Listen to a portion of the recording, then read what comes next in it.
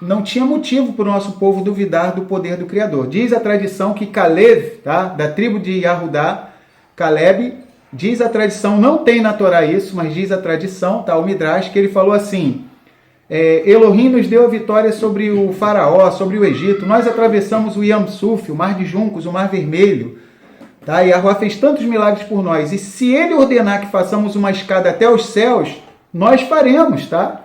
Se ele ordenar que a gente suba uma escada, ele vai fazer a escada e nós vamos subir. Então não tem base para duvidar do Criador, tá? Então, tamanha era a emuná de Caleb, tá? Caleb.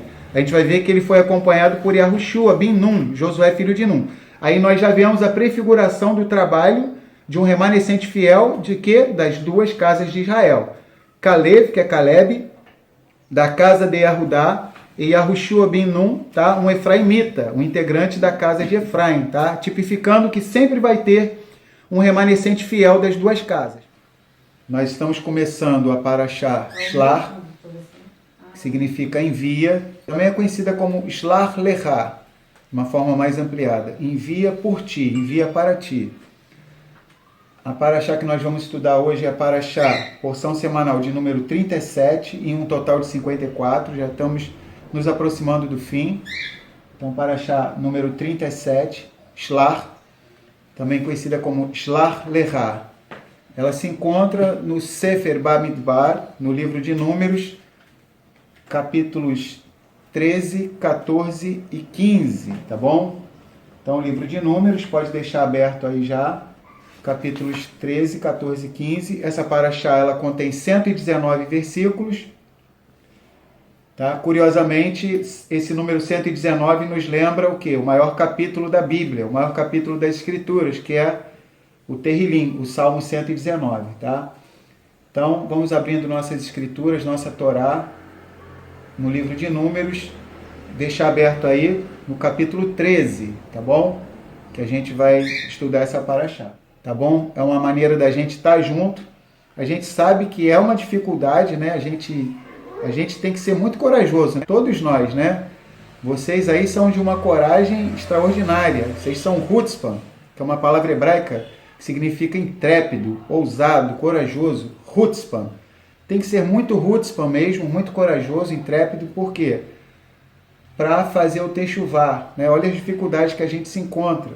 Então, a maioria, muitos, já congregavam em algum lugar e descobriu a verdade acerca da Torá, do Mashiach, que é um israelita, ele não veio abolir a Torá, e de repente a pessoa se vê numa situação, poxa, eu gostaria tanto de estar junto de meus irmãos, e pela benevolência do Criador, pela piedade dele, ele nos permitiu, tá? Esse meio da internet, da gente estar junto, tá?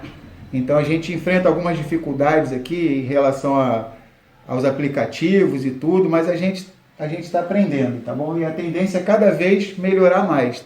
Então, a gente já fez a tefilá já para começar, tá? No Avodá. Isso aqui, essa parte é a continuação, é o estudo da Parashá. Então, é uma coisa só, tá? Tá tudo junto, tá bom? Então, a gente já fez já fizemos várias brachot, várias bênçãos, fizemos a tefilá para começar, para terminar. Então, vou pedir o Daniel para ir se preparando para ler o trecho da primeira aliá. O Daniel vai fazer a leitura da primeira aliá. Vamos abrir nossas escrituras, tá? Deixa aberta a Torá, cada um de vocês, em Números, Bamidbar, capítulo 13, tá? Parashá Shlach Lecha. Pode ir. Pode. Vaidaber Yahuwá el Moshe lemor. Shelach Lecha Anashim Veaturu et Eretz Kenaan Asher Ani Noten Livnei Israel Ish Echad Lemate Avotav Tishlachu Kol Nasi Bahem. Todarabá, tá? Então Daniel leu. Então vamos lá, a gente vai estar começando a Parashá Shlach, que significa envia, tá? E também ela é chamada de Shlach Lecha, tá? Então ela dentro do nosso povo de Israel, alguns preferem chamar ela de Shlach, que significa envia, tá? E outros preferem a forma expandida, Shlach Lecha. Particularmente eu prefiro a forma expandida, Shlach Lecha, que é muito mais explicativa. Shlach Lecha, que é extraído do segundo versículo dessa paraxá, tá? Números, capítulo 13, versículo 2, tá? Shlach Lecha significa envia para ti, envia por ti. A gente vai ver a diferença que faz esse Lecha depois do Shlach, tá? Que diferença que faz?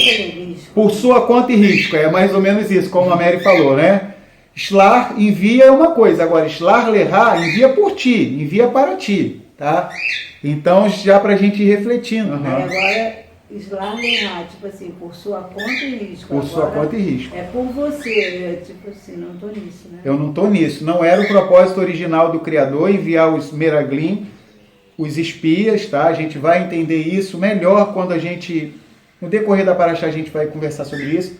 No capítulo 1 de Devarim, Deuteronômio, Moshe explica melhor uma característica de Moisés. Ele, quando escreve a Torá por orientação divina, ele narra algum episódio e depois lá na frente ele vai explicar melhor. Então, a característica da Torá.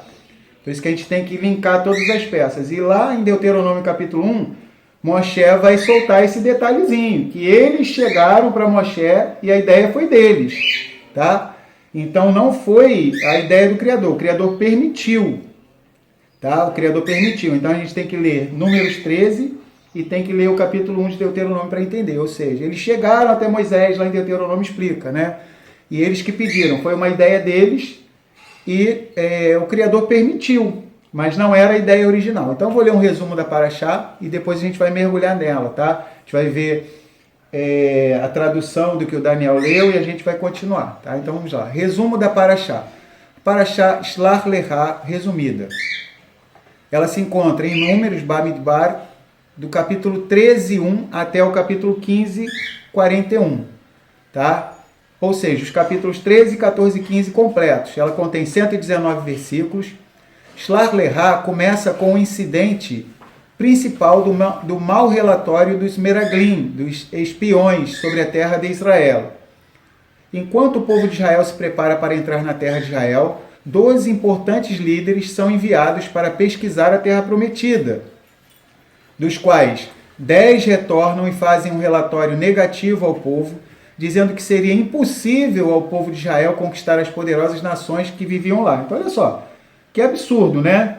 Um povo que via milagre à torta e à direito, né? Os nossos antepassados viram a maior potência da terra ser bombardeada, que foi o Egito, 10-0 para Israel, cada praga era como se fosse um ponto para Israel, né? E mesmo depois de ver tantos sinais e milagres, tá? O povo ainda assim duvidou do poder de Yahuwah Elohim, tá? Então vamos lá. Recusando-se a dar ouvidos ao relatório positivo de Caleb e Yahushua, Josué, a nação inteira chora e reclama por toda uma noite de total histeria. Então começou aquele chororô do nada, sem motivo, já estava na iminência de entrar na terra prometida ali, ó, de cara com gol já, pertinho, mas por conta do relato, péssimo relato de 10 espias, né? O nosso povo foi condenado a vagar pelo deserto, onde seus corpos cairiam durante 40 anos. É esse o termo que o Criador vai usar. Vossas carcaças cairão no deserto no decorrer desses 40 anos. Elohim ameaça o povo de Israel de extermínio. O Criador queria exterminar o nosso povo, tá? Então não foi só no incidente do bezerro de ouro que Elohim quis exterminar o nosso povo. Aqui também. Quando então Moisés suplica com sucesso para que não sejam totalmente aniquilados. Mais uma vez, Moshe se colocou numa posição de intercessor ali pelo nosso povo de Israel. Ele clamou diversas vezes. Moshe Rabbeinu, nosso professor Moisés, ele evitou que o nosso povo fosse aniquilado, tá? Lembrar que nas duas ocasiões, tanto em Êxodo 32, que o nosso povo adorou o bezerro de ouro, quanto nesse mau relato dos espias, nessas duas circunstâncias o Criador propôs a Moisés criar um povo a partir dele. O Criador exterminaria o Am Israel, exterminaria o povo de Israel e começaria uma nova nação a partir de Moshe. Claro que ainda continuaria sendo o povo de Israel, porque Moshe é israelita e estariam de pé as promessas feitas para os patriarcas, Abraão, Isaac e Jacó. Só que seria via Moshe, tá? E de acordo com a tradição, Moshe teria falado para o Criador: Elohim, se uma cadeira de 3 pernas, que é o nosso povo de Israel, não se mantém de pé, quanto mais a cadeira de uma perna. Por que ele usou essa expressão? Porque a cadeira de 3 pernas, tá? É o quê? O nosso povo está baseado em 3 patriarcas, Abraham, Yitzhak e Yaakov. Então, tradicionalmente se diz, uma cadeira de 3 pernas. Se uma cadeira de 3 pernas de vez em quando está caindo, imagina uma cadeira de uma perna só, tá? De Moshe. Então a gente vê mais uma vez a humildade de Moisés. Ele reitera ao Criador, né, as promessas que ele tinha feito, né, e dá uma prova de uma humildade extraordinária, tá? Pode falar, Mary. Isso me faz refletir, né? Quantas vezes o Criador tentou recomeçar tudo de novo, algumas vezes recomeçou, né? Recomeçou, é verdade. E aí eu fico vendo a humanidade do jeito que está hoje, né? A gente está num tempo bem diferente, né? Mas assim, se tivéssemos bem, ele tentaria recomeçar novamente, mas agora acho que nem um boot agora nesse momento não vai. Ele está meio que deixando a humanidade... É verdade, está caminhando para os últimos dias mesmo. Por sua conta e risco sua mesmo. Conta e risco, é verdade. Né? Que é o período assim do governo, né? Dos gentios, né? Então, é uma coisa que você... bem preocupante, porque na hora que ele cortar, que ele falar chega, chega, né? É verdade, é como a Mary falou, estamos caminhando para a reta final. Então, a gente está lendo aqui um resumo da Paraxá, tá bom? Um resumo. Aí diz assim, então Moshe obteve sucesso para que o nosso povo não fosse totalmente aniquilado. Mesmo assim, Elohim declara que serão punidos com 40 anos vagando pelo deserto. E durante este tempo, toda aquela geração morrerá.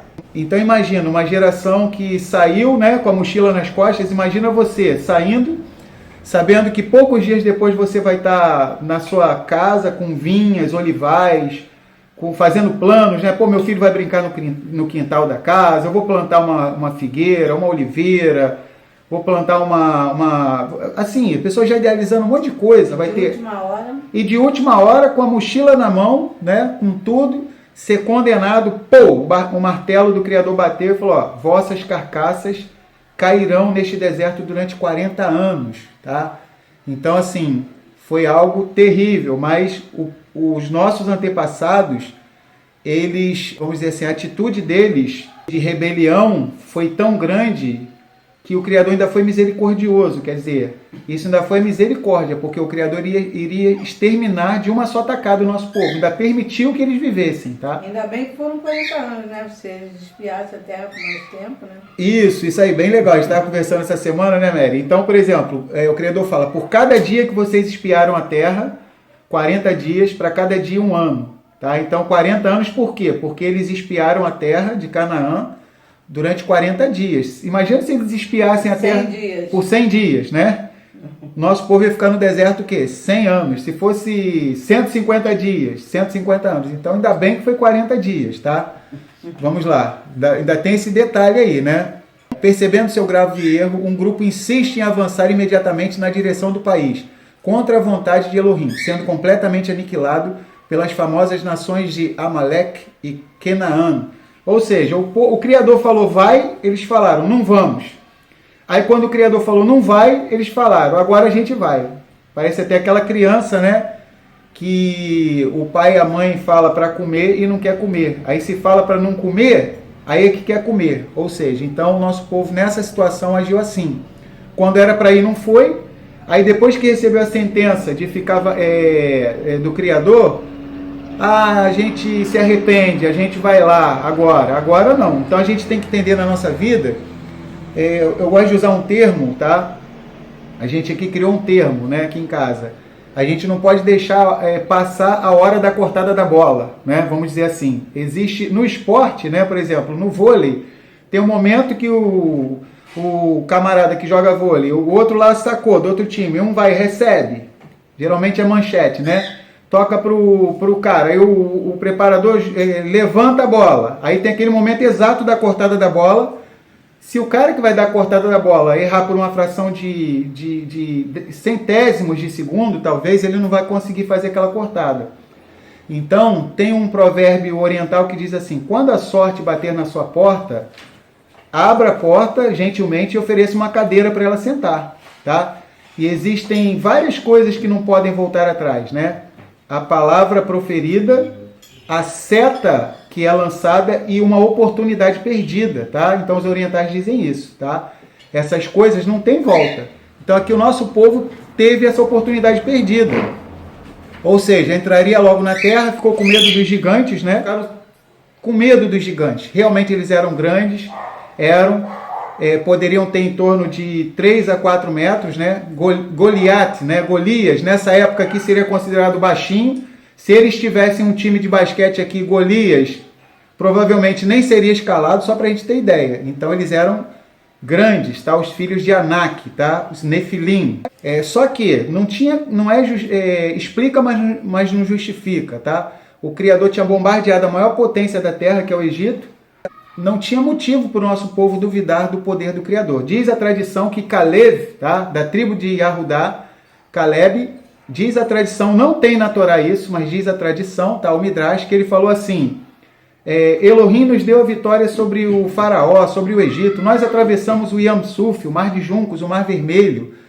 Tá? E Yahuwá fez tantos milagres por nós. E se ele ordenar que façamos uma escada até os céus, nós faremos, tá?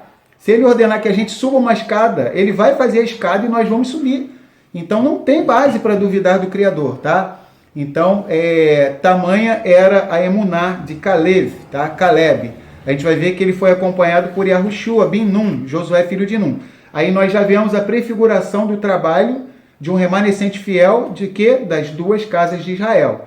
Caleb, que é Caleb, da casa de Yahudá, e Yahushua bin Nun, tá? Um efraimita, um integrante da casa de Efraim, tá? Tipificando que sempre vai ter um remanescente fiel das duas casas. Vamos lá.